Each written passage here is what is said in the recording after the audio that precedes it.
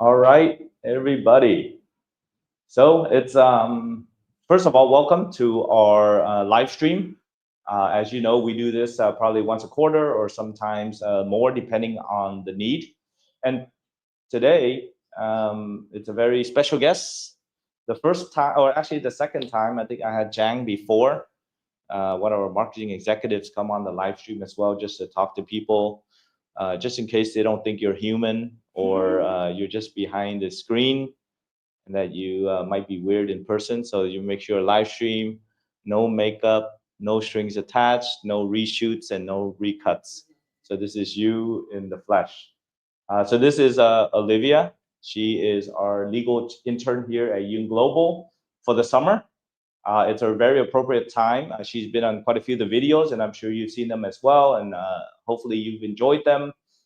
Fresh face, fresh information, and also great delivery. Today is her week number ninth week, 10th week. Okay, 10th week. Oh yeah, final beginning of the 10th week, the final week of the internship. So I'm sure she's learned a lot, she's done a lot, and she's suffered a lot. So hopefully we'll get that out of her as well. So I'll answer her questions later. But of course, this live stream, the main purpose is to say hello to all our subscribers all over the world and also to answer your pressing questions anywhere from the United States all the way to Australia, Canada, many different parts of the world. Also from hello from Vũng Tàu as well.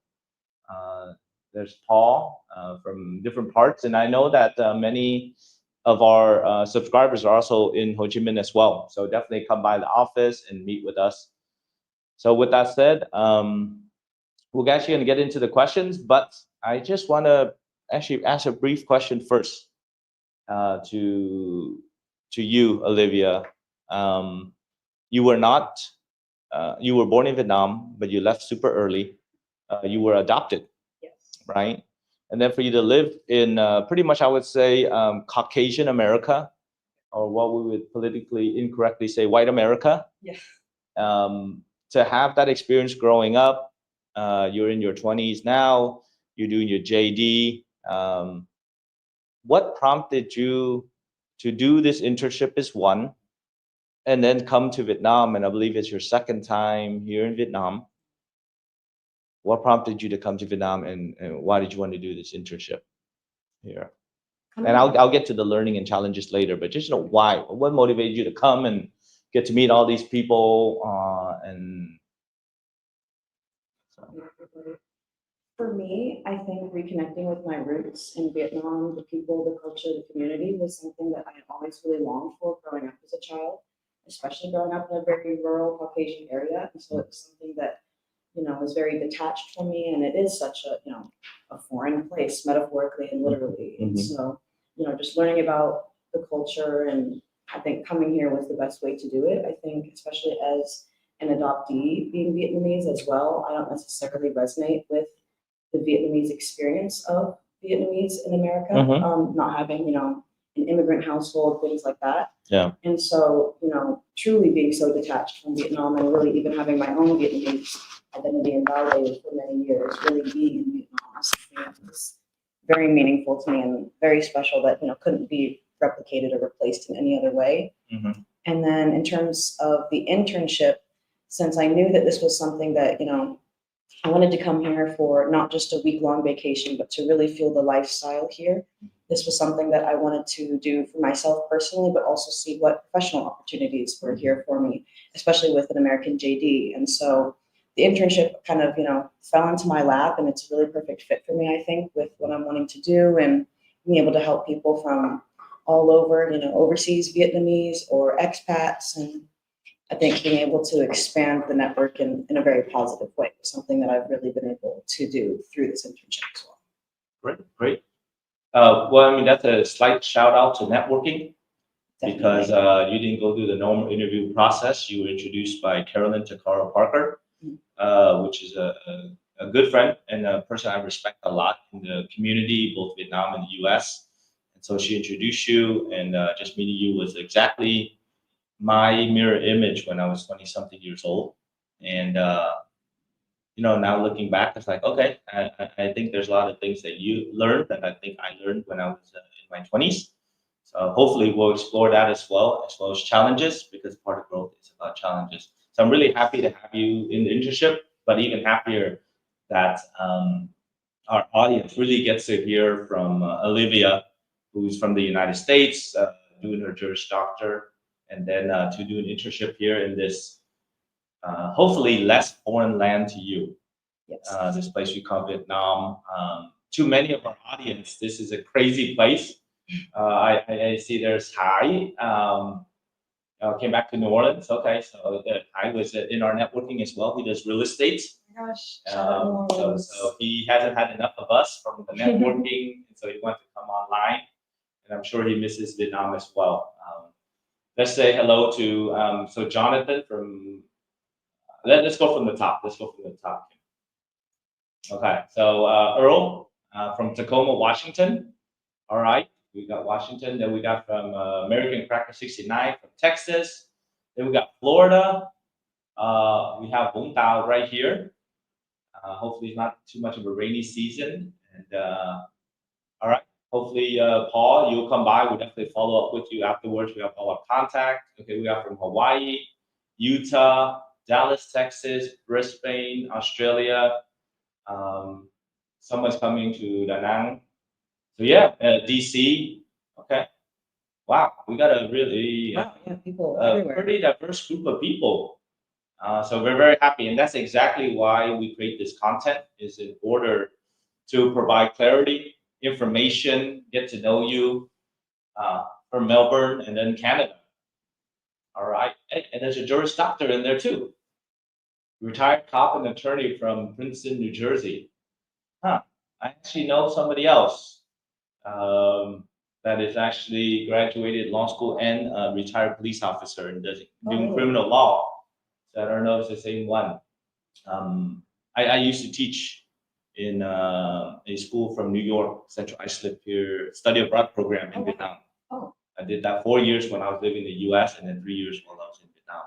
So there's actually quite a few retired police officers who have chosen to live in Vietnam or Thailand.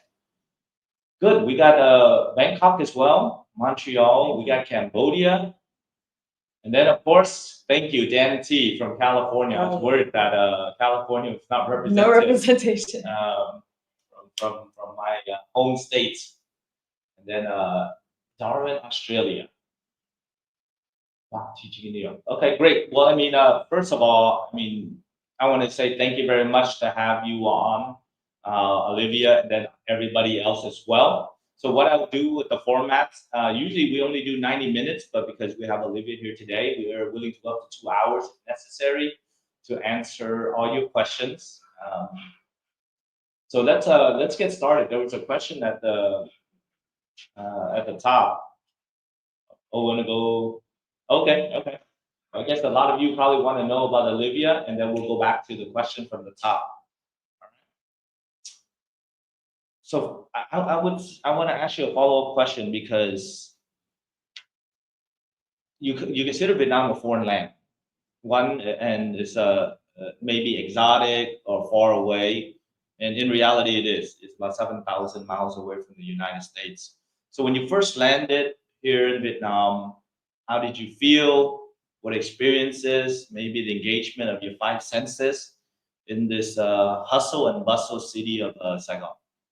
It was a really crazy feeling for me, because I remember immediately once I got off the plane, I felt home, which is so strange because, I've never lived here before, but it just felt like a sense of nostalgia and a sense of comfort and peace and safety. I've never heard anybody explain Ho Chi Minh Airport like that before. Ho Chi Minh Airport of all places. Okay. But yeah, I felt very safe and secure, and seeing, other people who looked like me, and I wasn't the, minority for once. And yeah, it was such a sense of community. I immediately knew that I loved it, and I immediately also knew that I wanted to come back and stay here as well.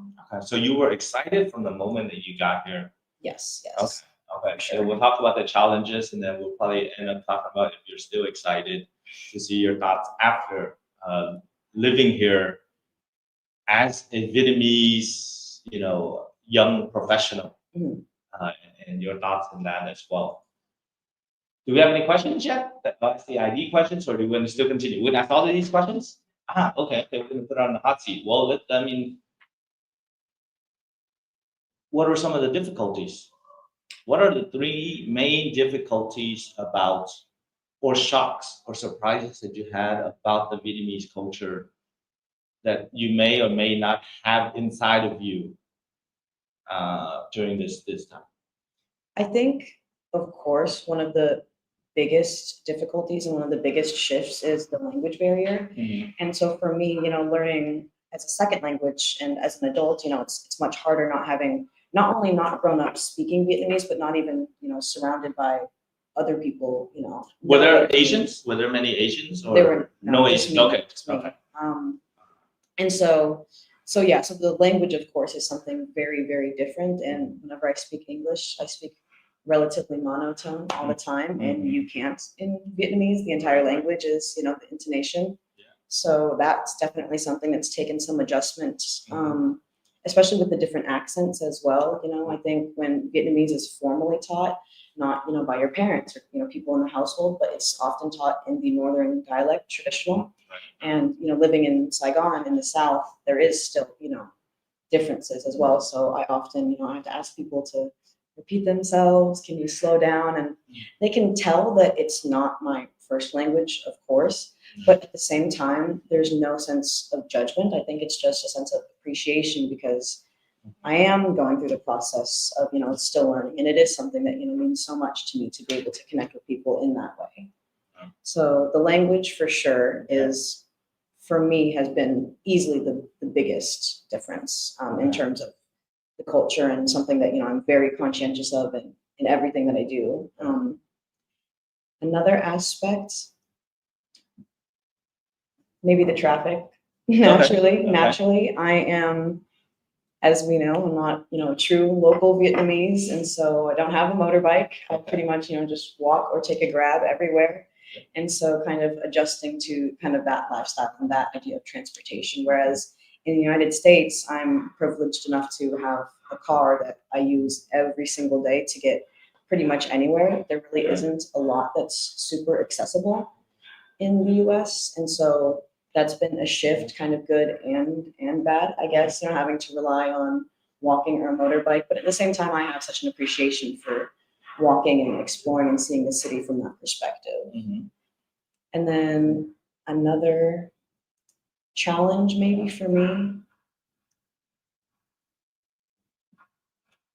I don't know if I have too many challenges here. I think I've really, tried my best at least to immerse myself fully. And I think anything that maybe is somewhat of an adjustment at first, I'm just so appreciative to learn and experience it. And it's not something that I necessarily view as a negative. And so I definitely think it's hard for me to kind of, view this lifestyle as something challenging, even though it's different. And I think that's something that's maybe been ingrained in my upbringing since I was young, that, different doesn't necessarily mean bad. And I think when you do come to some place like Vietnam, where it is so, distant and foreign, you do have to have, such an open mind and, be willing to try new things and talk to new people and everything. So. Okay.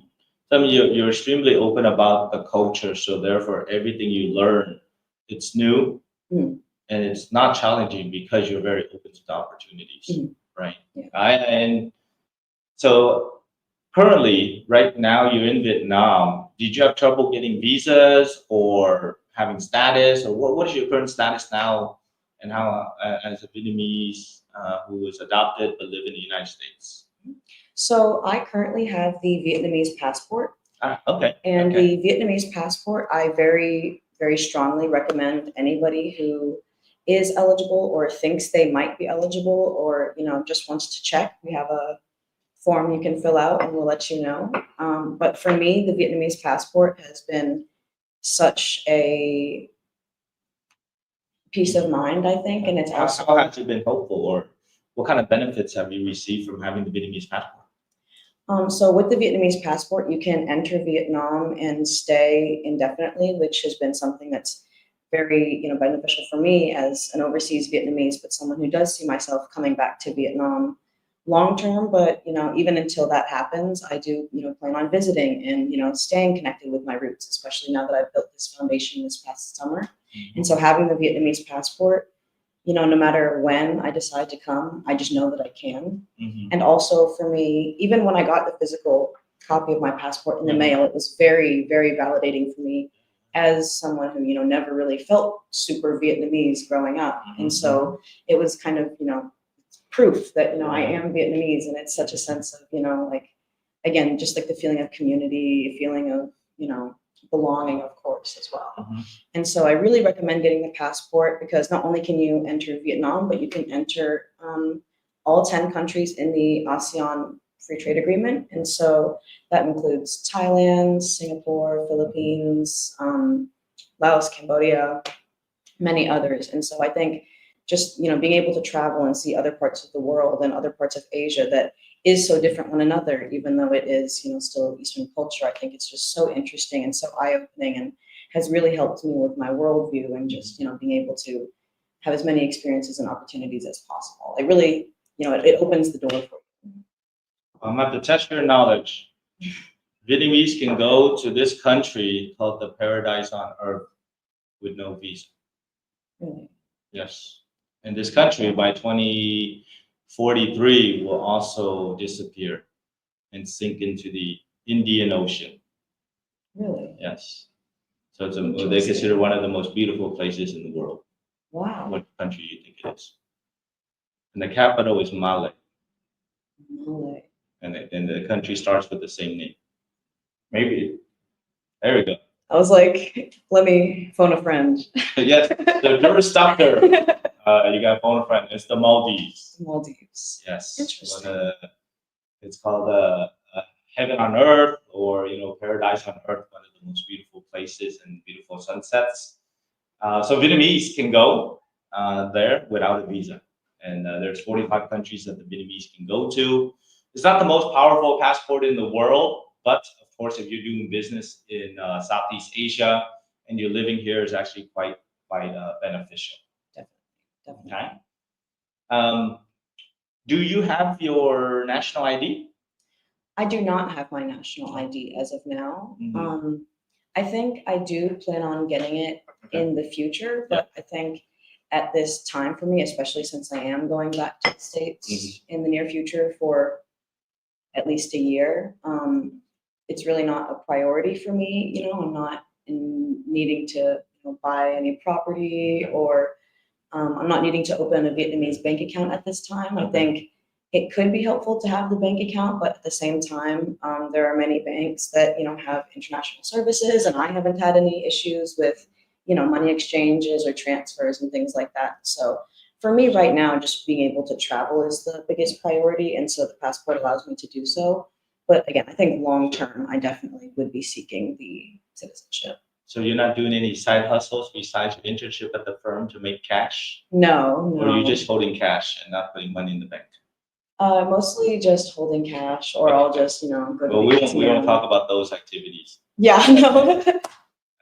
We'll talk about doing business in Vietnam later. But currently, you're fully dedicated as your internship here at the law firm, doing legal work, and also not needing a bank account, but definitely in the future. All right. So I'm going to save some of these questions. Let's get some of the client questions. I think this is for you, Olivia. So you read out the question and then you can answer them. Yeah. So this one is from.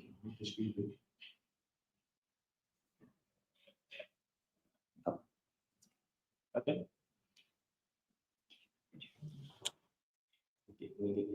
Okay, this says, Olivia, maybe you already said it and I missed it, but is this your first time in Vietnam?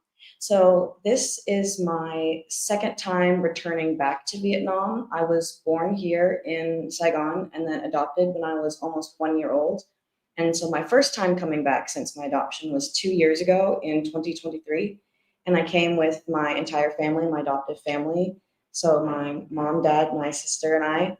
And we got to travel all throughout Vietnam, the north and central regions as well as Ho Chi Minh City, Mhm. and it was very, very special. And like I said, I knew immediately, once I had gotten here and seen the country and had so many beautiful experiences and interactions, that this was somewhere that I wanted to come back to. And so fast forward 2 years later, I'm back again for the second time, and I don't see myself stopping. Maybe just one difference between the first time and the second time. I think actually there has been many differences, not necessarily with Vietnam itself, but I think my experience has been very different than that first experience, because I was with my family and we were traveling so much, and going from north to the central to the south as well, and only here for almost 3 weeks. So it did feel like a bit of a vacation, just getting to see all of the most well-known tourist sites and like the most the most amazing experiences and exhibits. And I'm very grateful for that experience, of course, but being here now, it's nothing at all like what daily life is like in terms of just experiencing what it's The like to real go to world. work every day. Yeah, going to the grocery store, just walking down the street. And so being here on my own for also, instead of 3 weeks, 3 months, is very, very different. Very, very different. Okay. Good. Definitely a lot of reflection. I mean, I always believe that the best way to learn about a country is not through the tourism lens, but actually through a local lens. Yes. To take the agree. bus, read the paper, to eat, do what the locals do. Yes. And that's when you truly understand it. So Yes. I'll definitely get to that later about what you learned during this time. All right, we have Danny from London as well. All right. Either all of you only have questions for Olivia, or our marketing executive is only choosing questions for Olivia. No, just kidding. I talk too much anyway. Let's do the Olivia question. This is good. So, Lee Wen, can you see that? Yes, yes. Yeah. Olivia, are you taking Vietnamese classes? So before Olivia actually answers, she's the first person I've ever met who can't speak but reads and writes at like probably a high school level. I think she reads and writes better than I do, because you can put in the accents. And many of the Vietnamese who actually live abroad but come back to Vietnam. So your Vietnamese reading and writing is actually very, very superb. Thank you. Thank you. And you just need to turn on the speaking. I think you'll be great. Yes. So back to the question. Are you taking Vietnamese classes, or did you take Vietnamese classes? So no, I am not currently taking Vietnamese classes, and I have not thus far taken Vietnamese classes. I've mostly just learned through other language learning platforms. There's many resources online, and of course YouTube is very helpful. And I think it is important, or was important for me at least, to kind of go out of my way to seek Vietnamese that prioritized or really focused on the southern dialect.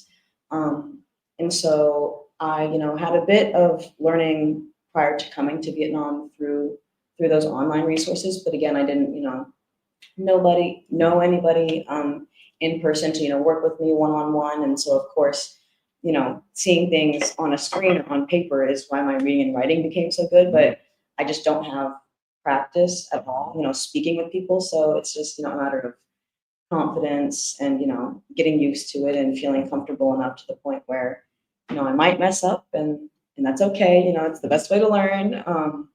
But I do see myself enrolling in classes once I return to the States, because I would like to think, learned quite a bit of Vietnamese since being here. I think you learn so much faster when you are fully, immersed in the culture. And, I'm hearing people speak Vietnamese every single day, everywhere I go, of course.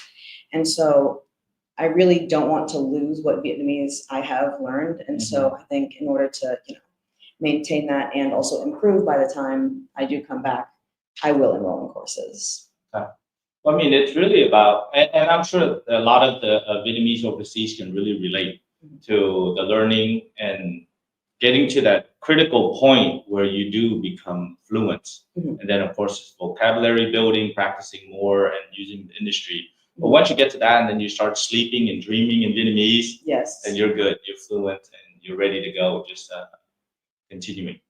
Okay. So we will, yeah, all right, we're going to get to the good question. So what I can't answer, Olivia will answer. I've only been practicing for 16 years, and I think she has about 16 months under her belt. If If even that. So we'll try. Để Nguyễn, question. To do search my birth certificate, do I have to go back to my hometown to do it, or don't have to Ken? Okay, so this is a very general question. So there's a lot of dependencies on this question. It's a matter of one is what year you were born, two is what city were you born in, and now with the mergers, we got to look at what ward you were born in to determine how much we can do on your behalf using a power of attorney and our legal team here in Vietnam. So I can't fully say whether you need to be here or not. We've gotten birth certificates and birth extracts in various situations. One, you were born in a hospital. Some were born by midwives. Some were born with paperwork, without paperwork. Some were born pre-75, some after 75. So I have to say we have a full intake form to let us know more about your situation to determine if you do or do not need to be present to get the birth extract.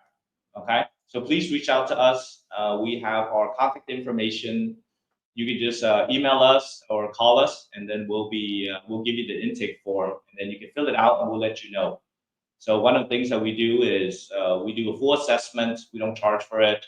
We'll let you know what percentage you can do it, and then of course to get the passport and the national ID, Căn cước công dân, which is the most important part. Okay, so please reach out to us, and we're happy to assess your situation.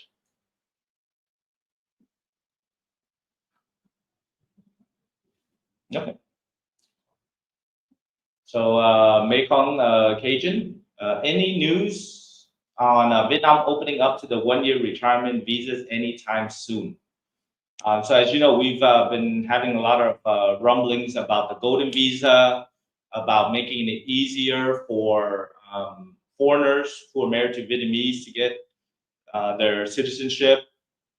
Also, the Vietnamese overseas who are having one parent or both parents will also get Vietnamese citizenship as well. So with that said, I would have to say it's a positive trend. It's looking good that Vietnam is moving towards a retirement visa of some sort, especially in light of the golden visa, which is an investment of X amount of money, and then having a certain period of time that will lead to permanent residency and then possibly citizenship.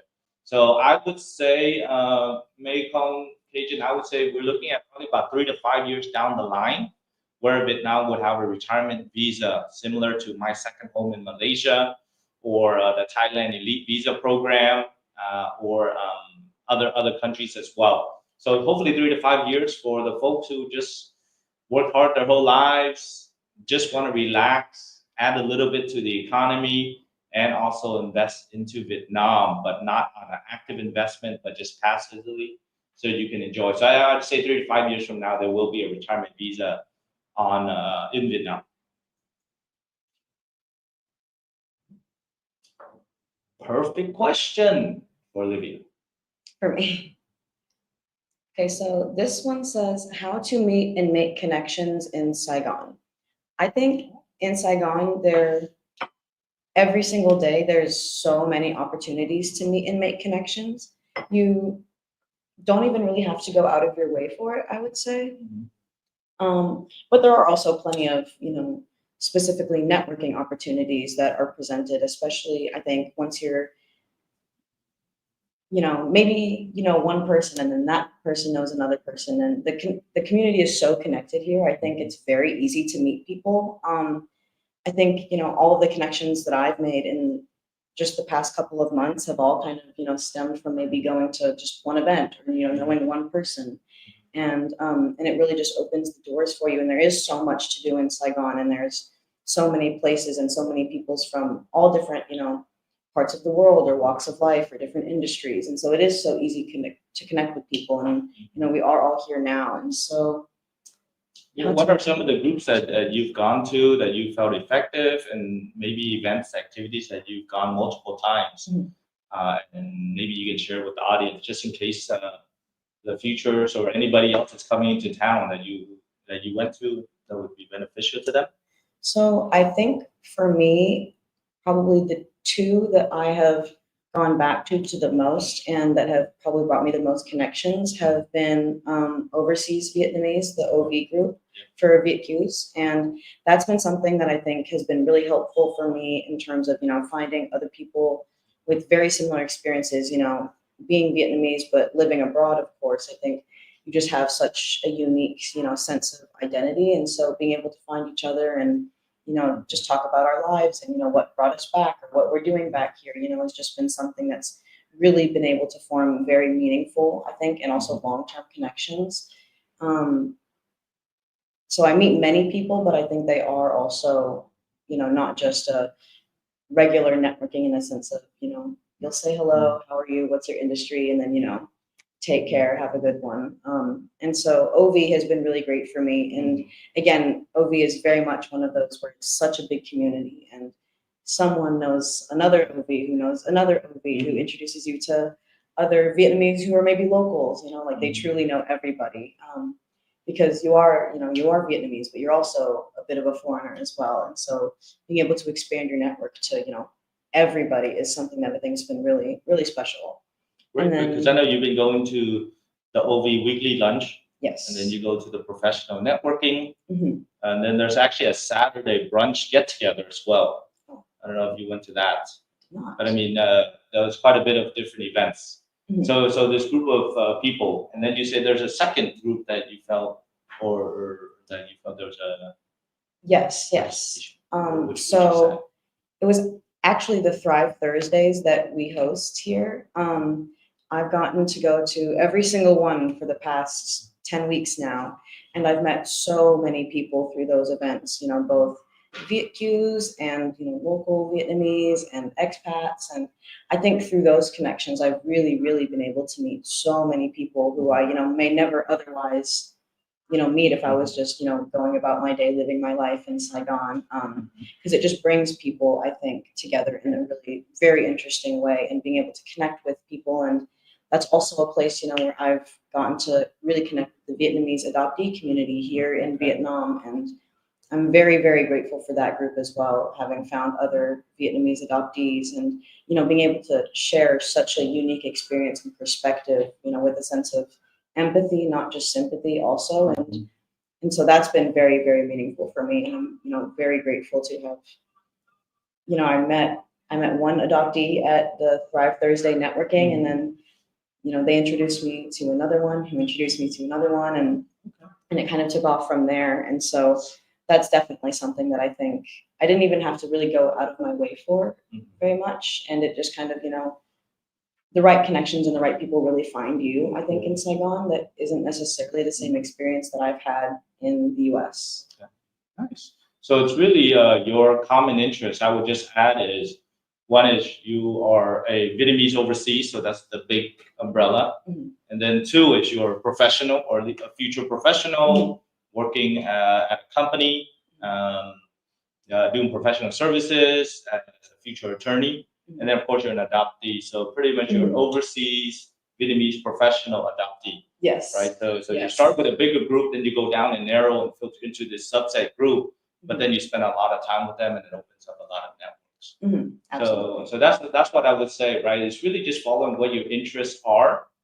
If you're a professional, you like to hang out with other young professionals, older professionals. You like entrepreneurs. You like to play sports, all of this. Just find the things that you enjoy doing, or things that you resonate with in your beliefs and your core values, and then you just find that community. I mean, here in Saigon, or now with the province, it's about 16 million people, including Bình Dương and also Vũng Tàu.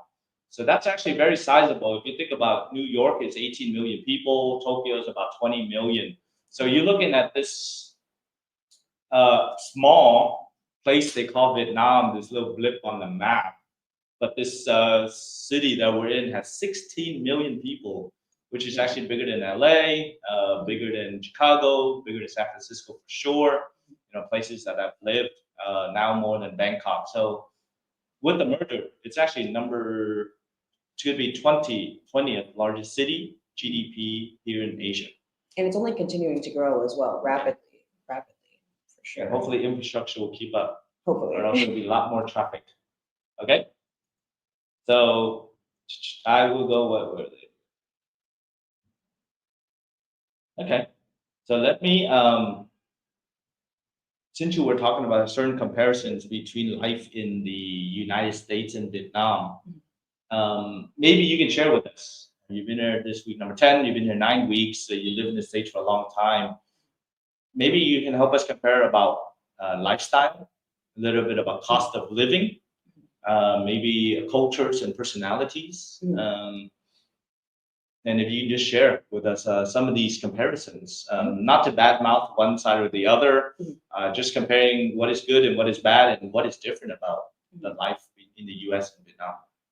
I think and then I would have to say, I always thought don't compare just purely U.S. and Vietnam. That's such a big generalization. Let's compare the city that you lived in and Saigon. Okay. Right. Let's go city to city because it has to be really a apples to apples comparison. Right. Yes, I think the lifestyle in Saigon is very, very sustainable in terms of the quality of life, the opportunities that it brings, and also, of course, financially. I think finances are the biggest differences that I've noticed between New Orleans and Saigon. Just the cost of living, the food, the rent, everything is significantly lower than it is in the U.S. And so that's been something that's, being here now I've perceived as a positive for sure. You can go to a restaurant and spend $3 on maybe the best food you've ever had. Or even for me, I have constantly made this connection over the past few weeks. I tell my family that, my morning coffee that I get every single day is about 70 cents. And, Vietnamese coffee, it's as good as it gets, really. And then keep you throughout the whole day. Yeah. And then instead of 70 cents, then I go back to the States for a mediocre, iced oat milk latte for about $7. And so, yeah. So it's something. And which city is this in? New Orleans. In New Orleans, okay. Yes. Folks who are there, and even probably a little bit more expensive on the east and the west coast, California. Yes. New York. Okay. And even Vietnamese food itself, there is, I would say, a decent amount of Vietnamese food and several Vietnamese restaurants in New Orleans. But a bowl of pho here costs maybe $2, and a bowl of pho in New Orleans costs $20. And that's just for one meal. So if you imagine doing that every day, must be something in the water. Maybe that soup is very expensive. Something, but it doesn't taste as good. So whatever they're in it, so whatever's expensive in it isn't as good. Okay. Yeah. Paying more, but not as much. And then you never know the difference until you experience it. Right? Yeah. Yeah. So we did a video on $3 a day. You were very helpful in that.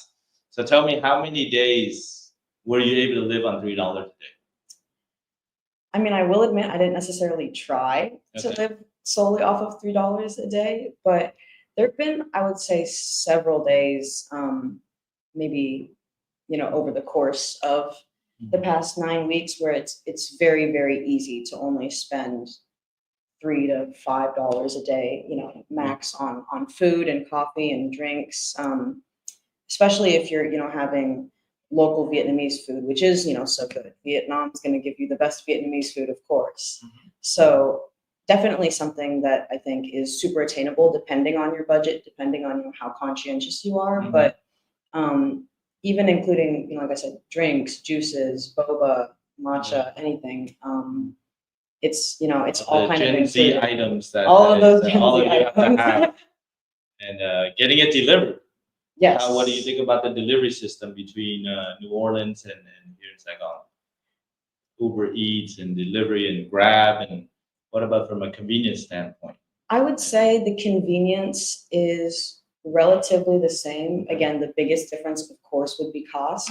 I have, ordered food from Grab numerous times before, and the total, including my food, the delivery fee, and everything, is $3. And that's only the tip that you would pay, minimum in the States for something. You can order something for $10, maybe the item itself on Uber Eats, and then including service fees and delivery and tip and everything. Now you're at, $25, $30 immediately or something. And so that's definitely something that has been a bit of a difference. And I think it's maybe faster here. I think because of, the motorbikes and their ease of transportation, the accessibility, everything also has definitely impacted it. So in terms of, convenience, for me, it's been the same, but in terms of, getting what you want in a timely manner for a good price and everything, Vietnam, definitely. Okay. Nice. What would generally you say that your cost savings on a monthly budget wise living in Saigon versus New Orleans? I think Saigon, in terms of rent especially, I think is of course going to be the biggest cost factor, and that does vary so much depending on the area of Saigon that you're in. And so for me, staying in somewhere, very, very like D1, as close to the city center as possible, it is going to be a bit more expensive, but even still, it's, less than, it's like a third, I think, of my rent in New Orleans. So probably saving, I would say if I were to compare the past 3 months having lived in New Orleans versus here, if I would have lived in New Orleans, I would have spent at least 4 times more easily. Okay. Easily, including rent and then also food. And also I've gotten to do, thankfully, so many really cool and unique, fun experiences. I've gotten to, go out, and I went axe throwing, I went, karaoke. I do all these things that I wouldn't necessarily do in the States. And I'm still spending so much less money here, even, with way more experiences. So your standard of living is even maybe better, aside from having family and things like that, but kind of your experiences, the foods that you've tried, the things that you've done are more, but you pay a fourth of what you would have paid during that same period if you were more. Okay. Yeah. Sometimes I'll even check my bank account because I'm like, let me make sure that I'm not just, swiping the card left and right, not actually paying attention. And then, every time I'm like, wow, I only spent X amount in the past week or so, just as much as I'd probably spend on maybe one singular meal, and I spent that on everything in a week in Saigon or something. So very different. It's good. So I mean, it shows that that you can still have a certain lifestyle regardless of you're living in a big city or a small city. And I'm sure if we live in the provinces, it's even cheaper. Definitely. But of course, cheaper doesn't mean that it's less quality or inferior. People want the same standard of living, just at a more affordable cost, which is to say, inflation is pretty bad in the United States right now. Is what we're hearing a lot. So it's worth it to take a risk to see what Vietnam has to offer within your budget. Even 50% savings is great. Right? You don't have to be 1/4. 3/4 savings. 50% is still great. Great, yeah. Right? You're making $10 and you're saving $5 on costs. It's quite impressive. Yeah, and it adds up as well, especially if you do stay for a period of time. Like 10 years. Yeah. Oh gosh. Yeah. Okay, good. I've only been here 12, so I'm trying to save some money as well. All right. Oh, good. Hi. All right. Double H. At Ken. Thanks. 50-50. You asked me a question instead of Olivia. What are the benefits of applying for Vietnam citizenship? Also, what could be the negative of getting citizenship as well? So I will give you the unfiltered version of this.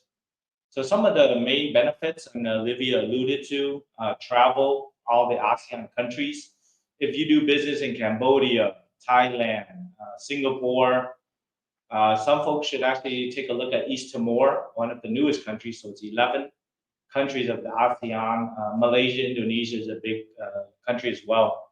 And then, like I said, you can go to actually India and then Maldives. So one of the benefits is be able to travel and do business in some of these countries. Two is with the citizenship, you can, which when I say citizenship, I mean having the passport and also the ID. And I'll get to that question later from another subscriber. Is you will actually get to open up a local company, right, instead of a foreign company. So you will have very few restrictions on the areas that you can do business in. Two is the local company will cost about 30% less to operate than a foreign company. Another benefit of Vietnamese citizenship would allow you to open up local bank accounts, having full benefits. You can transfer money, you can top up, you can pay all your bills, utilities, buy airplane tickets, and then maybe in the future even top up your crypto wallet. As of right now, you can't, but you get all those benefits here in Vietnam. And then, of course, the biggest benefits are one is being able to buy real estate, non-landed property. You can buy under the Vietnamese quota and have no restrictions. And of course, the biggest one is being able to own land here in Vietnam, which has the highest appreciation value of all. Okay. We've made, I think, over 50 videos now on Vietnamese citizenship. So definitely watch those in order to understand all the benefits. And I'll just put out maybe 3 of the negative side of getting Vietnamese citizenship. One is you're going to have to determine which country you're from and what your tax liabilities are. Vietnam does not have an anti-double tax treaty with many countries, including the United States and Canada. Australia, one of the 3 big ones. It does with the UK, many of the European countries, especially with the Vietnam EU free trade agreement. So you have to look at your tax implications. 2 is if you are, and hopefully knock on wood, you're not committing any crimes here in Vietnam. And just as an American, as Californians, if you're smoking weed, it's okay in California and about 9 or 10 states in the US, but smoking weed is illegal here in Vietnam. That's considered a criminal offense. So if you do smoke weed and you get caught, you will not have the protection of the United States if you come in on your Vietnamese passport, as opposed to coming in with a US passport. So that's a matter of jurisdiction. Okay. So if whichever passport you come in, if something happens, then you will have the protection of that jurisdiction, which is either your home country passport or the Vietnam passport. So that could be one of the negatives of having that.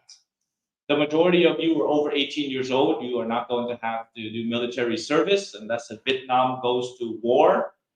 And based on some of the videos that we've done, maybe over the 9-dash line. But I think my CMO just had a heart attack because he definitely wants me to say that Vietnam might go to war. So for 99.99%, I am comfortable saying you will not have to serve in the Vietnamese military. Although the food is not bad, I've heard. Okay. Any last? Okay. I will. Oh, okay. Okay. Question for Olivia. Fast and Furious here. Do you think not being able to speak Vietnamese holds you back career-wise for someone starting out? I would say, especially in Saigon, in the South, where it is very, modern, very developed, and there are so many expats who are coming here strictly for, career and for business. I don't honestly think that my, lack of fluency in Vietnamese holds me back at all. I think it could be an advantage for sure, but in terms of, being a necessity and holding me back, not at all. I think I've had, thankfully, a lot of success being a very, proficient English speaker, of course. And so I think really for me, not being able to speak Vietnamese fluently has more held me back, I think personally, just because I really, really want to learn. But career-wise, I don't think it stopped me from achieving or succeeding in any way, or has really closed off any opportunities in any way at all, thankfully. And I think that maybe is a similar experience for other other expats or, overseas Vietnamese, just anybody who doesn't know how to speak Vietnamese. There's, I think, so many industries now where, because, Saigon is growing so much relatively recently, that most of those fields are predominantly English speaking. And so, maybe if I was pursuing something more local or, wanting, not wanting to necessarily work in a very international sphere, but, maybe going to, work at a local restaurant or something where it would be, I need it every single day, then I can see how it could hold me back. But for me personally, it hasn't. I don't think. Good. So I would echo that as well. I would say not speaking Vietnamese is not a hindrance to career development, because many of the Vietnamese are speaking English a lot better now. And especially if you're working for a multinational corporation, the mid-level to executive level do speak English very well. They've studied abroad and they've come back. However, I do see that if you do speak Vietnamese, you read and write, it will open up a lot more opportunities, both professionally and also personally, because now you can interact. You can actually get into meetings with the government officials. You can join and listen to seminars in Vietnamese that are a lot of good information. And of course, if you want to have a Vietnamese clientele, then definitely having Vietnamese would be a big plus. And the fact that so this is really for the Vietnamese overseas or the folks who plan to live a long term. You're going to live here, you should definitely learn Vietnamese, because it's going to open up a lot more doors and give you a more cultural experience in Vietnam than just to maintain your English or some other language. So I still highly recommend. I do look forward to having you be fluent in Vietnamese. So I'll give you 1 year after graduation, since you're going back and being out of the Vietnamese environment. But after that, I do expect you to present before the National Congress of Vietnam on the new immigration policies. Perfect. And I believe you can do it. All right. Peter Greco, which visas will require you to get the National Digital ID? Okay. So, Peter, since your last name is Greco, I am trying to assume that you are not of Vietnamese descent. Then I will put you under the category of a foreigner that can possibly get your national ID, and which after that get the passport as your citizenship. So there's the marriage via or citizenship via marriage program here in Vietnam. They've made it a little bit easier in order to do it, but the three main prerequisites are: you have to marry to a Vietnamese citizen. You have to have two periods of temporary residence cards, which is at least 3 years if it's a work visa, or up to 5 years if you've been living in Vietnam and married to a Vietnamese citizen. After the 2 periods, or which is at least 6 years, then you can apply for your permanent resident card, and after that, you can possibly get into citizenship, which includes your national ID. It's quite a long path still. You're looking at between 6 to 10 years in order to go that path. So hopefully there'll be other ways that are easier via investment, what we call citizenship by investment or permanent resident by investment programs. Okay, so I'll keep it at that for Peter.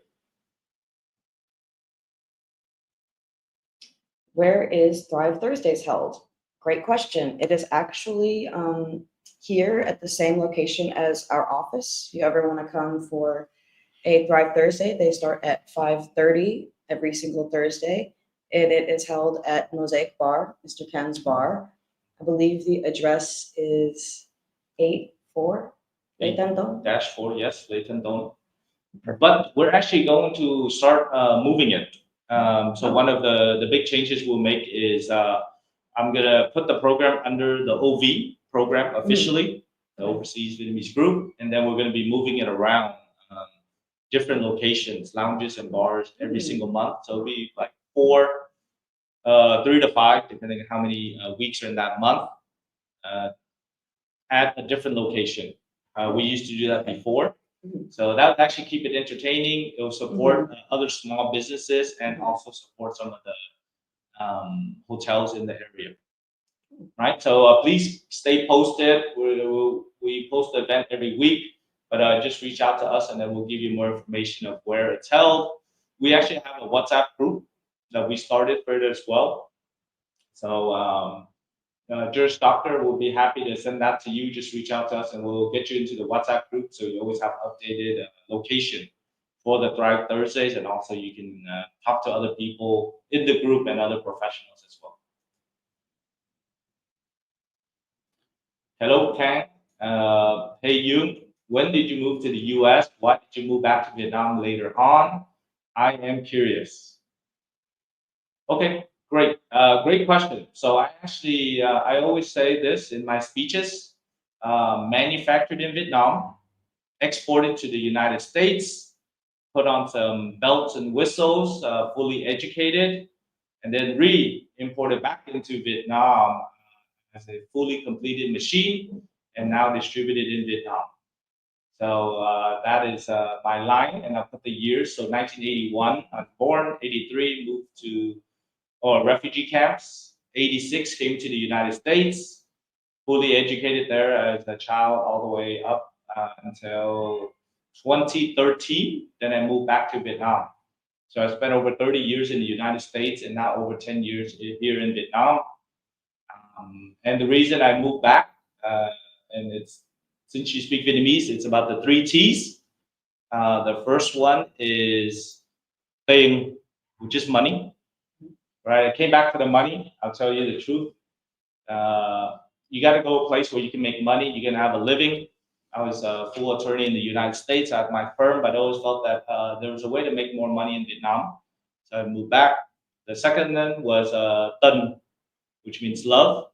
So the second T is then to find love, to find, I talk about in my videos as well, to find your future spouse, partner, somebody that you can live, grow, and move together, and also retire. So I always felt having a Vietnamese spouse would always be helpful. And now I'm married, I have a son, so I'm very happy with that. And then finally, the last T is tương lai, or future, but I consider the word to be legacy. Right? After turning 40, you gotta realize, what is your legacy? What do you leave behind? And what I want to leave behind is to create jobs for the Vietnamese people, and that's the vision of my own personal vision, Duong Global's vision, or as a company, and then also from the different partners, stakeholders, and everybody who joins and participates with us. So after 12 years here in Vietnam, I have my legacy to create jobs. So I have the love, I have my wife, and then now I'm just looking for money. So with that said, you guys should donate to our channel so we can go to cool places and do really good videos. We have a donation both for the Duong Global channel. We have our link in there. You can click on it. But also, we want to do more detailed, more analytical. I call it like Anderson Cooper style investigative reporting. So we're going to need budget for that. Maybe hire a director or producer. So if you feel so inclined, you can donate to Olivia and Ken's $3 a day fund, so we can have food to eat. Just click on it below. So hopefully, Kang, I answered your question. Continue to follow us and then our journey, because after 12 years, I think it's just the beginning. I'm very excited about the future of Duong Global, Vietnam, and then also myself. So thank you. DL, is there any repercussions for infidelity in Vietnam for non-married couples? So, all right, thank you, Ron, for the $2. I will answer this as a $2 answer, but non-related. So yes, so infidelity is a reason for, and so I just read the statistics. Vietnam is number 3 in the most infidelity amongst non-married couples in the world. Most? Yes. Really? The rate of infidelity or having affairs. At least we didn't beat out Thailand. So Thailand is number 1 in the world. I think it was 56%. of married couples having infidelity. So that's but under Vietnam law, yes, you can get for cause to have a divorce based on infidelity. Okay, so still a for cause divorce system. Aside from that, I guess other repercussions would be social outcast, impacts to the family unit, um, and other societal pressures as well. Right? So that's a very good question. And since your name is DL, if you were to do it, I would keep it on the down low and don't tell anybody about the infidelity. That would be my personal tip to you, DL. You have anything to add to that, Olivia?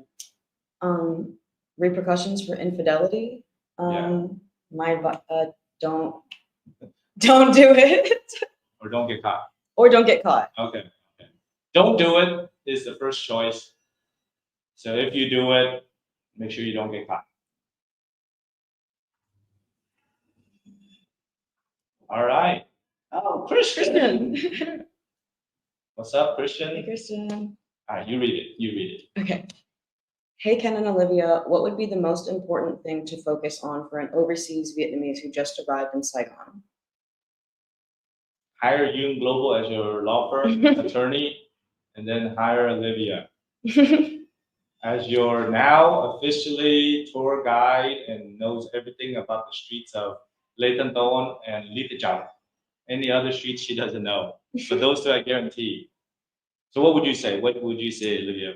Most important thing. Most important thing to focus on for an overseas Vietnamese. I mean, I think for me, something that is very important to focus on is the, connecting with the culture in the community, going out and going to, places or doing things that maybe you would never be able to experience otherwise, even if you, had an Asian community abroad. I think doing things that are, truly very Vietnamese, very local, I think, really feeling part of the culture is something that is really important for me as an OV, to feel like, I'm here and I'm doing it and it's, really hitting me and I do feel so at home and so comfortable here. And so I think that's something that's very important to focus on is just, as much engagement with the people and the whole world that's out there in Saigon as much as possible. I think it can be easy to be overwhelmed and, a bit intimidated, of course, but I think incrementally at least, to put yourself in places and step outside your comfort zone is something that is super, super important. And like I kind of mentioned earlier, stay open-minded always. Great, great. I would add just two small things to that is I believe sometimes in the Western world, we're a little bit disconnected from our communities because people are just always so busy doing their own thing. So if you have a chance, which is moving out of that comfort zone to just meet people from all walks of life, from networking, just to talking to random people in the streets, getting that human connection, which keeps us alive, and it makes life very interesting. So you can explore different things. So I would say, Christian, to just go network or just go meet people, talk to them. Now it's a great time. You get a fresh start of having no friends, no support network, and no support system. Your back's against the wall. You have to build a whole new community, but take it as an advantage that you get to build a whole new life that you want and spend time with the people that you feel you can connect with. So just go out there, put yourself out there and network for business, but also for personal and I would say spiritual, your own connection, like Olivia said. Do Vietnamese things, right? You didn't come here to do Western things. Go sit in the stool, go eat, duck, or go eat intestines, or go on a motorbike. Do whatever makes you feel alive. Actually, one of the things to just either voluntarily, involuntarily, is to dance in the rain. Just to dance and enjoy the rain. Maybe when you're stuck on your motorbike and the downpour like this morning, a lot of people got caught up. Like I think 7:30, it just rained really hard. So just enjoy the rain. Maybe stick your tongue out and feel alive again. I think many times you lose that in the Western culture. So those are things that would just make you open to being a brand new person. So that's what I would say to any OV that comes back. And I'm sure that things will fall into place for you, Christian, especially because you have an amazing law firm behind you.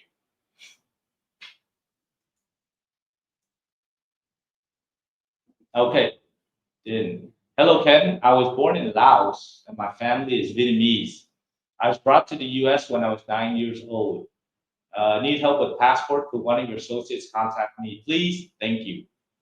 Great. I want to say didn't is we do have a very quick intake form, and even though you were born in Laos, if your parents are Vietnamese descent, there's still a very good chance for you to still get your Vietnamese passport and citizenship. So please leave your email or send us an email at contact@youngbusinessconsulting.com.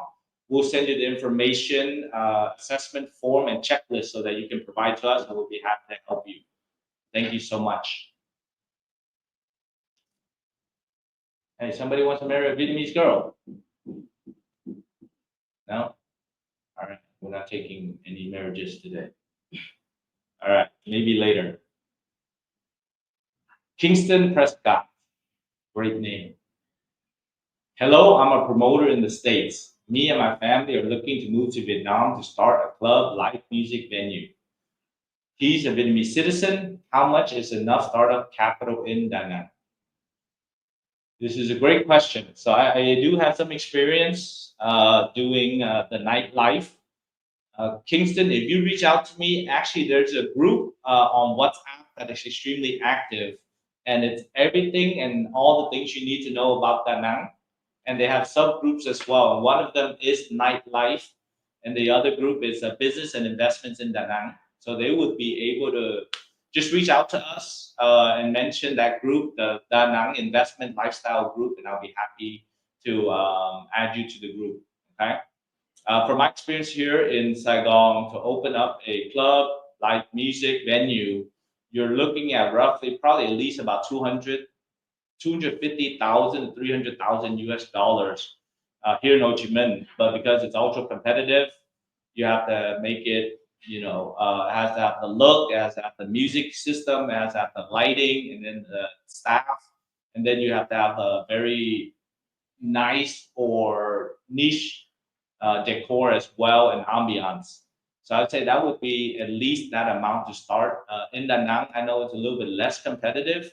It's a different target market. There's a lot of expats, digital nomads that live there, tech entrepreneurs. So that's a different market.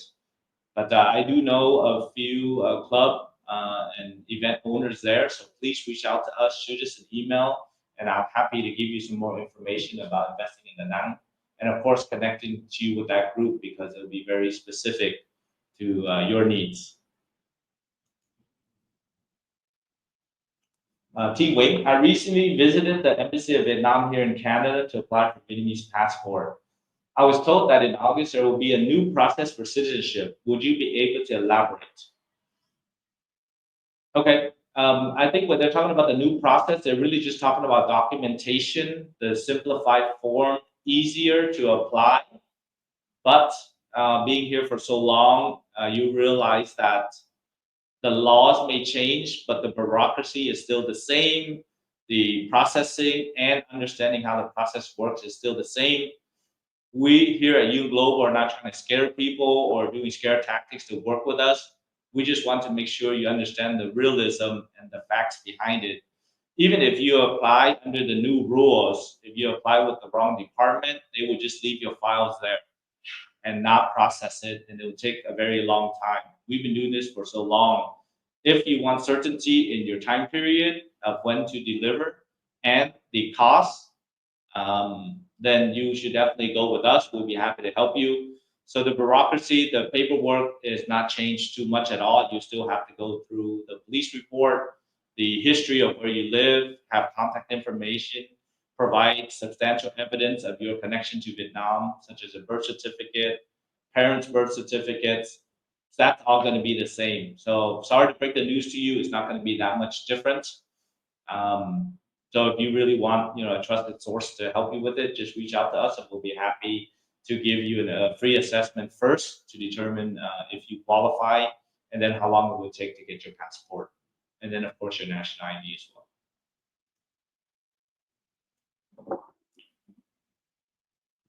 Oh, great. So Gaurav, how much minimum capital we need to start export business in Vietnam? It's actually very minimal, depending on your scale, but roughly about 20,000 US dollars should be sufficient to open up a import-export company in Vietnam, which is your initial purchase of your inventory, paying some legal fees, setup costs for Vietnam, and you can have 100% foreign owned for a exporting business.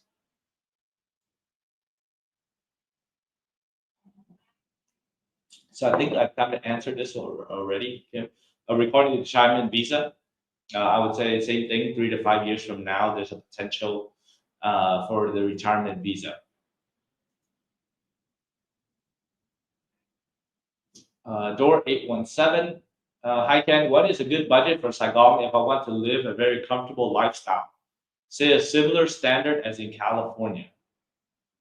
Okay, I will throw this back to you. Compared to, okay. What's a good budget? To live the Olivia lifestyle. A very comfortable lifestyle. What do you consider very, very comfortable? Popping bottles, eating caviar. I mean, I think in Vietnam, you can really kind of determine however much you want to spend and spend that rather than, feel like you have to spend that. Like there's such a financial pressure, I think, in the US because of the high cost of living. But here, you can spend hundreds of dollars on a weekend, going out or on, expensive meals. It's definitely out there, but there's also, so many affordable options as well. And, comfortable lifestyle, you can have, a great apartment. There's great hotels. There's, great accommodations for very, very reasonable prices, especially if you are staying long term, then it's usually even cheaper than, maybe just a few nights at a hotel. So I think something kind of, as I mentioned earlier, just like the sustainability here, not in terms of the lifestyle itself, but, how long you're able to stay and the extent to which you're able to really enjoy your life without feeling like you're constantly thinking about your finances or other obligations that you may have, even, still going to work or still, worrying about transportation or, getting gas for your motorbike, everything.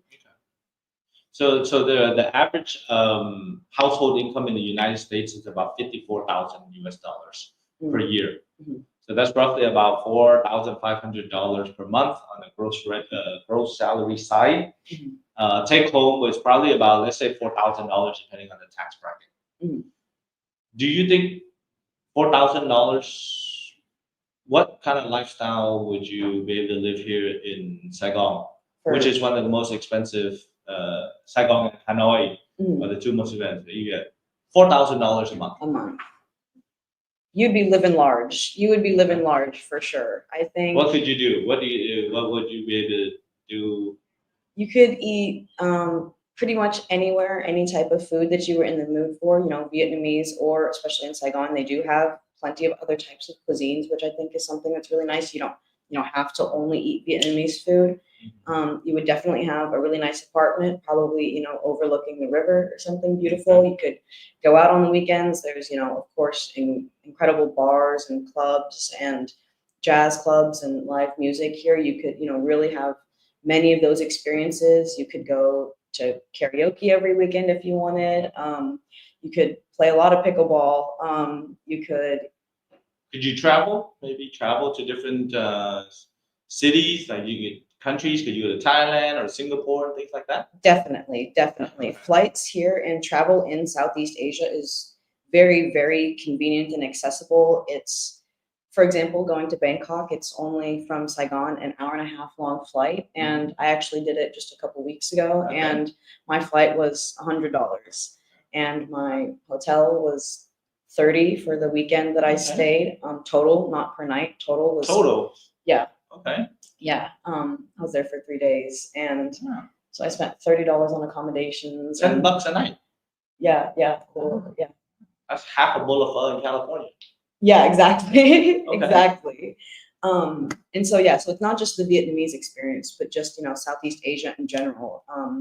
And I think that it's very similar for other Southeast Asian countries that you can just travel relatively easily to for, not too many expenses. And even just travel within Vietnam itself and, still flying. Hanoi is so beautiful and very, very different than, Saigon. The landscape, you can really, be with nature and do so many different activities than you might, have here. And so, yeah, $4,000, I think you could really do just about anything and everything that you wanted. Okay, great. That's good to know.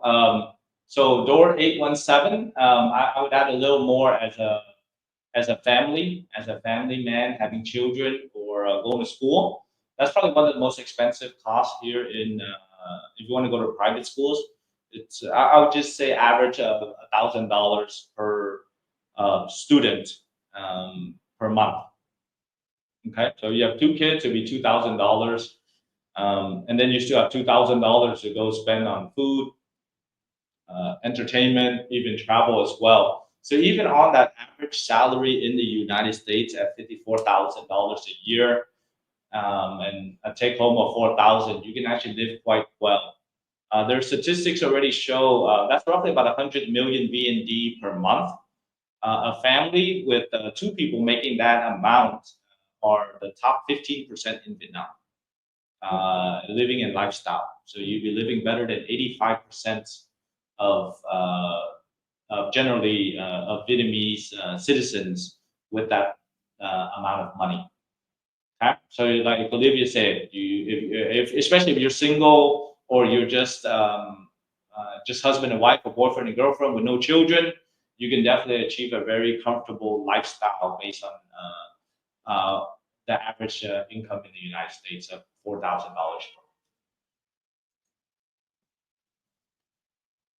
Chris, is it true that Vietkius can now gain a Vietnamese passport without giving up their U.S. passport? I heard that a law recently passed in July 2025. Chris, this is actually not a new law. We've actually been doing Vietnamese passports since 2013. We've done quite a few already, in the hundreds. And actually 50% of them are from the United States. So here is the actual law on it, and also a matter of application. So the Vietnam allowed in 2017 for Vietnamese citizens to have multiple citizenships without violating Vietnamese laws. Okay, and the United States states that you are required to be loyal to one constitution, which can be read that you can't be loyal to a second constitution.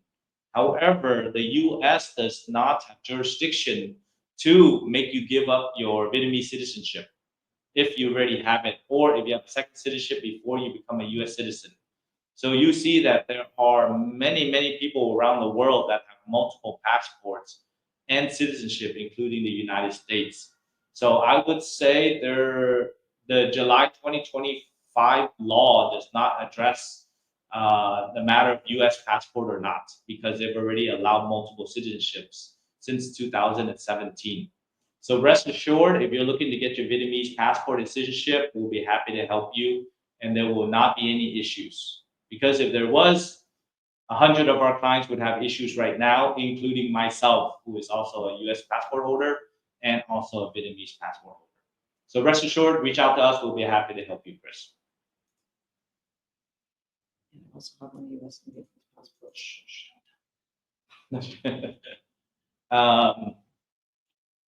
Ken, in your opinion, what are the most profitable industries in Vietnam? I would say whatever you are great at and you make very good money at, then that would be the most profitable. If you're looking purely from a profit standpoint based on numbers, banks are the most profitable businesses in Vietnam. Some of them can achieve up to 60% profit margin, right? That is huge. And other areas that can achieve that are professional services or service-based industries that can average 30 to 50%. Okay, if you're looking at manufacturing, you're averaging between some industries 3% up to 15%, depending on your manufacturing costs and also your supply chain. In the retail sector, F&B, hospitality, you're looking at between 15 to 30% profit margin. Okay, so if you look at the most profitable industries, I would say banking. Um, and if you have $100 million, you can open up a bank in Vietnam and start being the most profitable. Okay.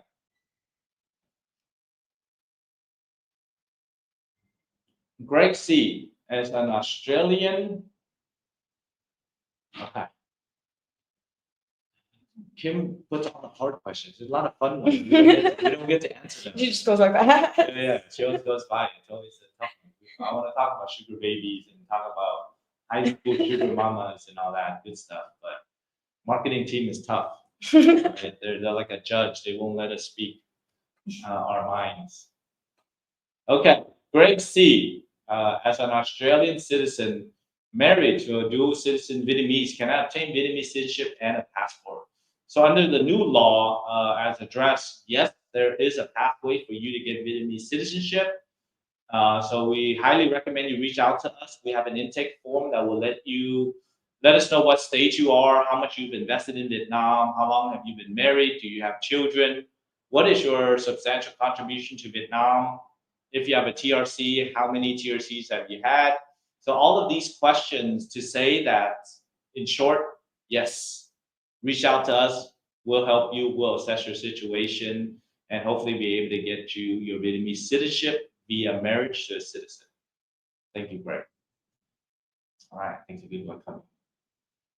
All right, how much should I allocate for a sugar baby? Do you have diabetes? All right, you can answer that later. If you do, then you shouldn't have a sugar baby because you have diabetes and it's not good for you. It's not good for her either. But if you had to, I would say just reach out to me personally and I'll let you know. Thank you, Chris. Next. Unemployment. And actually, there's substantially a large amount of questions regarding sugar babies. Let me say this. This is very real. We always say, don't punch above your weight class. Okay? And if you are looking at statistics in the Labor Statistics Board that says that the average salary or the minimum wage is $200 in Vietnam, depending on which zone you're in, up to $400 here in CBD in Ho Chi Minh City, you would definitely be in for a shock because the real average salary is about $600 to $700. And a lot of women are making a lot of really good money into Vietnam due to the industries that are prevalent in Vietnam. Marketing executives, sales positions, accounting positions, lawyers. These positions, actually, the females are making very good money. So if I saw a number $400, so that's definitely not a reasonable amount. And I've seen it many times as well, where foreign men think that they come to Vietnam expecting this to be a war-torn country, people are poor, and that you can just buy people out with a few $100 because you've seen the labor statistics. You'll be definitely in for a shock. You're also competing against extremely rich men in Vietnam who have money, who have power, and they're willing to spend money on the females. So definitely watch some of the videos I talk about this. Don't punch above your weight class. Vietnam is not a cheap place to live. And if you are a gentleman and you want to find a wife and a woman who has a career, who is driven, and who works on herself, she's probably in the Henry class, which is a high earners not rich yet, and they're already making $2,000 to $5,000 a month. So you cannot pay $400 and expect a high caliber lady to just walk up to you. And the last thing I would say is definitely don't compare when you come in and you go to Bui Ving, or you go to, some of the, I would say the lower end where you're buying beers for $1, and then go into Kui, or let's say go to my bar when drinks are $15 to $20, and expect to meet the same ladies. All right, definitely do your research. Don't underestimate the cost of finding good women, what I call international Henrys, that are looking to find love and to find good, suitable companions that they can build with and grow together.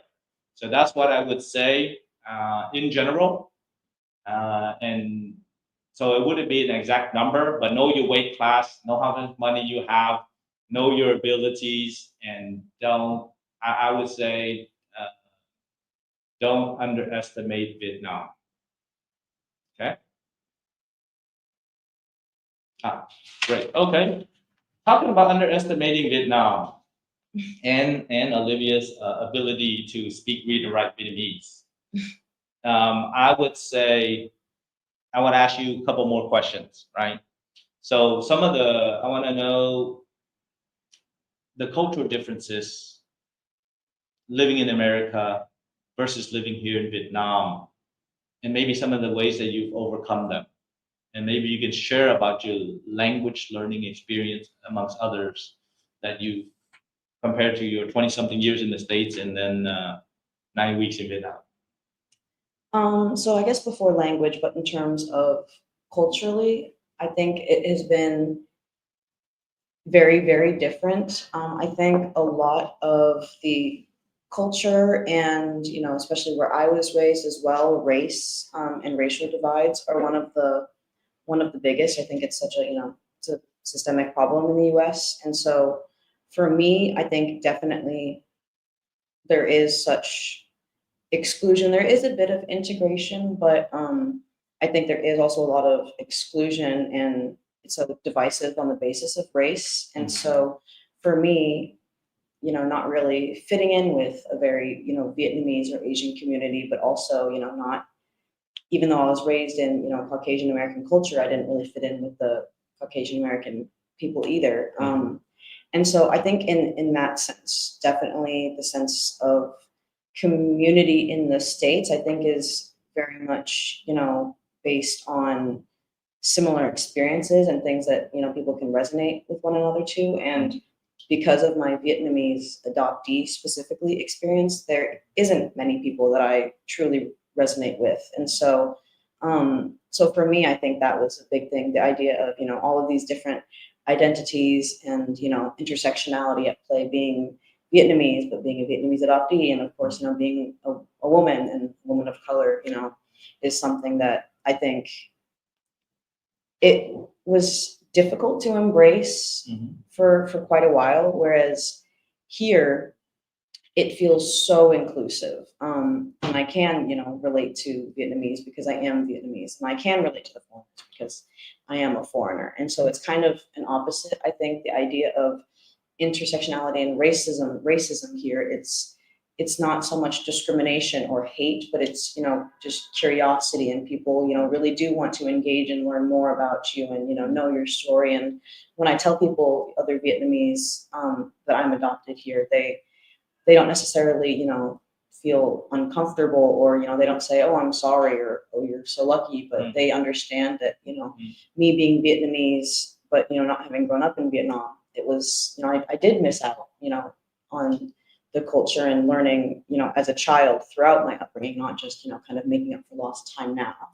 And so I think just kind of having a sense of understanding and place of belonging here, definitely culturally and societally, is something that me, and I think I've heard from others as well, Viet Qs and even expats as well, people, they come to Vietnam maybe, thinking that it'll be for a week or 2 weeks, and then it turns into a month, and then it turns into a year, and then 3 years. They just want to stay and never leave because 30 it really, years. yeah, and then 30 years later, 30 years. yeah, and then they're retiring. So I think culturally, there's so many, I think, aspects of our experiences or our identities in the States that are used as a point of division, whether it's race, gender, socioeconomic status, political affiliation, really everything.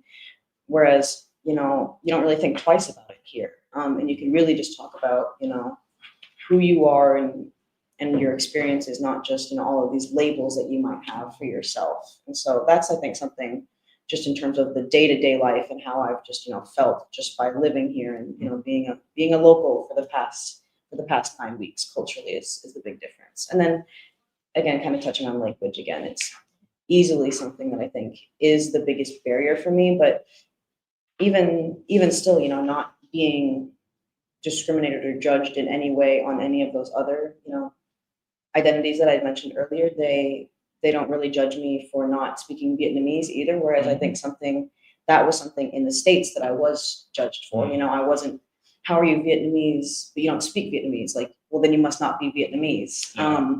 And so, but here, they don't ever think about that at all. And like I said, they can tell that I'm learning and I am trying, and other, expats as well, not even just Viet Qs who are learning or fully, speak Vietnamese. They're just so appreciative because I think they understand, how important their culture is and their values. And so any effort, they really are encouraging and they welcome you, anybody, with open arms here. So I mean that brings us to the important question of leaving Vietnam. I think a lot of people came onto the live stream to figure out two things: whether you're leaving or I'm leaving. So now the fact that you're going to be leaving in the next few weeks, what are your thoughts about coming back, and maybe share a little bit about your future plans? So and then I'll drop the bombshell on the people about me leaving as well. That I'm taking your job. That's what this is, the passing of the torch. So I am, in fact, leaving just in a couple weeks now at this point, right around the corner. And I have one more year left of law school, and then I graduate and I get nine months. Yeah, not even a year, really. Yeah, just 9 months from now. And I'll get my degree in May, and then my long-term plan is to move back to Vietnam and, live here permanently. Okay. And I do, see this as my, my happy place, somewhere that I, just see myself thriving. I just feel like my quality of life, the opportunities, the experiences that I have here are just unmatched. And I still, thankfully, I am privileged enough to be able to still, travel back to the U.S. or elsewhere if and when. But good. I mean, you're. Oh wait, are we going back to the questions or? Okay. Yeah, sorry to cut you off. I mean, I kind of knew that you were going to come back to Vietnam. Yes, you can't keep me out for too long. Yeah, it's just your passion. You got to take care of your duties over there in the United States, and then of course come back. Hopefully, I'll be here. So I'm actually leaving Vietnam as well. Really? Yes. So I mean, that's the question that people ask, and ask why you're leaving Vietnam. What's the catalyst, or what's the reason? Actually, I'm just going on a trip to Singapore on Saturday. So I'm leaving Vietnam for 4 days. And then I'll be right back here because I love Vietnam. I love this place. I don't have to leave anytime soon. My mission, my vision is here. And of course, our soon to be open Duong Global Foundation. I'm just going to be leaving for a few days because sometimes you just got to get away from all the hustle and bustle of trying to make an impact on this world and also making money. So I'm going to go to Singapore and take a break, and I'll probably go to Universal Studios and take my son for the summer and just live the Hollywood life without going to Hollywood. Okay, so I am leaving, but just for a few days. All right.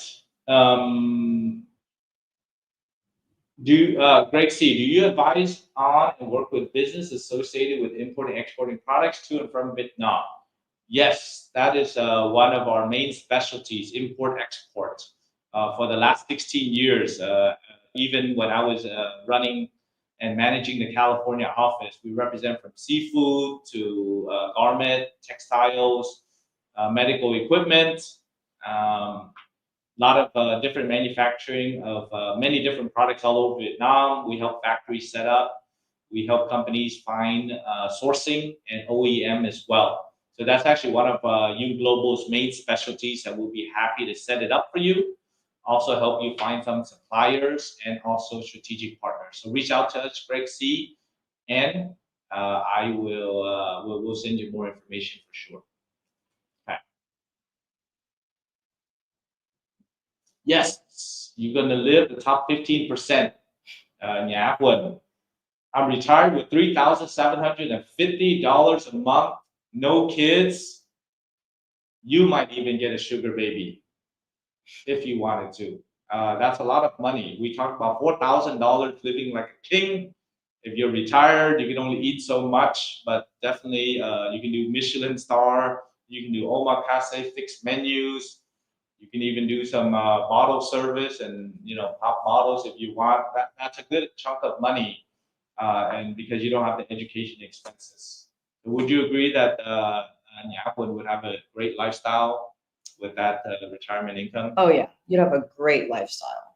Yeah, this Vietnam would be the place for you, definitely. Do you want to do the shithole one? Okay, we'll do the shithole one. So we pretty much just juxtapose between living like a lavish lifestyle, 3,700, in a shithole country like Vietnam. So the answer is yes, it's a shithole, and you shouldn't come here and live because there's so much more good stuff in Vietnam that only the people who deserve to get the best things in life will get it. If you are negative or you don't believe in the development of a country, then you should stay in your own country and enjoy all the benefits. And I wish you the best of luck because I'm going to stay in this shithole for a very long time. And I'm actually going to build it up to be a bigger shithole so it can do a lot more good for the world.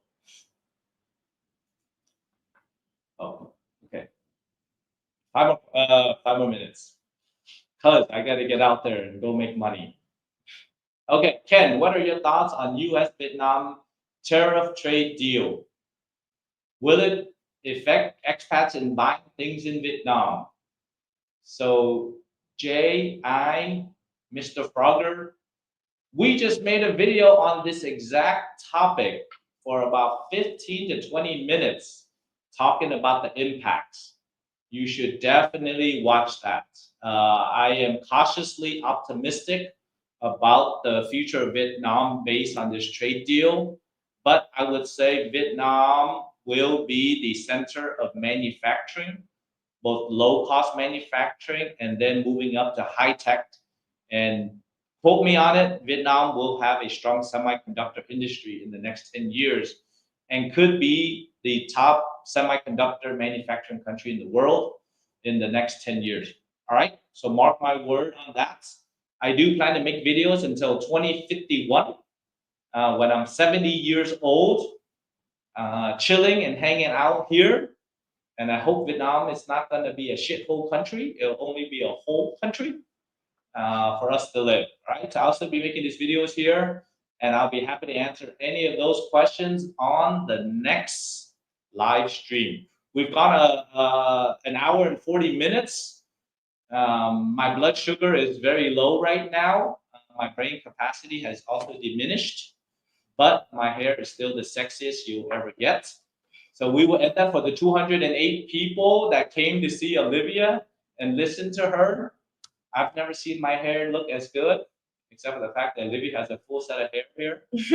Thank you, Olivia, for joining the live stream. Life is all about disrespectful, fun, shitholes, but coffee's under a butt. So life, there's going to be good, there's going to be bad. I am glad that you came on internship. I learned a lot. Hopefully you have grown as well. Look forward to you finishing out the week and also leaving a lot of really great information about OVs, about being a professional, and also being about an adoptee, which is a very specific subset of a life worth living. So I want to say thank you because there are a lot of adoptees out there. There are a lot more overseas Vietnamese out there that want to come here. And there are a ton of professionals as well. So you are the epitome of what the future of Vietnam could be for the Gen Z to come back and live. So I wanted to say thank you for sharing all that really good information to our audience.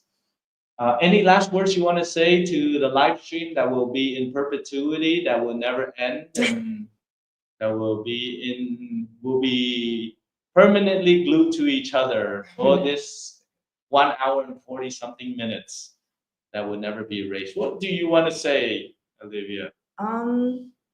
I'm very glad that I could have such a presence and such a connection with the YouTube and to all of the viewers. I know Mr. Ken has, very loyal subscribers. He's somewhat of a micro celebrity here. Everyone knows, Mr. Ken from the YouTube.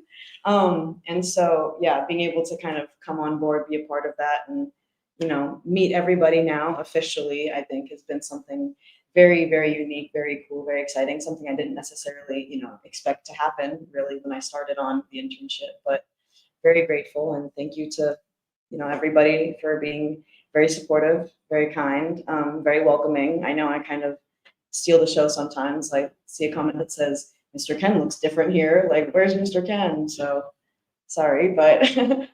I do have to admit, I think you are a better actor than I am. You're actually much more charismatic and also eloquent. Okay. So I was pretty decent when I was in my 20s. I think I'm declining. So I'm going to have to find a different angle. Okay. And I have a year head start since you're going to be taking a break, right? Yes. Take a break. Yes. Doing the videos. Just a bit of a hiatus. Okay. So it gives me a head start to get back into it, to try to get the audience back on my side. But just like every mentor, every teacher, you should want your mentees and your students to be better than you. Just like you want your children to be better than you, right? Rather than you limiting them, their abilities to be better, you should create a platform. I'm very surprised you had the ability to do it, but I'm glad you flourished and you're able to work with our marketing team and get to share your experience with the group. Okay. Yes. And I'm just a little threatened and jealous that you're so eloquent. So on behalf of Duong Global, I want to say thank you to the still 180 something. I think this is our largest live stream ever, except for the one that we have 43,000 people. But that's an outlier. We just stick with the 200 something. That's a joke, guys. That's a joke. We never had that many. But I think over 200 something, maybe 300. I think it's a great turnout. Thank you very much, and always thank you for following and subscribing to our YouTube channel. We're over 100,000 already, and we will still continue to make it. So if we can get to 1 million, we would love to have that. But our goal is to provide valuable, useful, up-to-the-minute information with a little bit of lightheartedness, a little bit of humor, so that you can enjoy the content as well. So I want to say thank you to our audience, and we'll definitely see you on the next live stream, and of course the next video as well on Saturday. Thank you. Thank you. Bye-bye.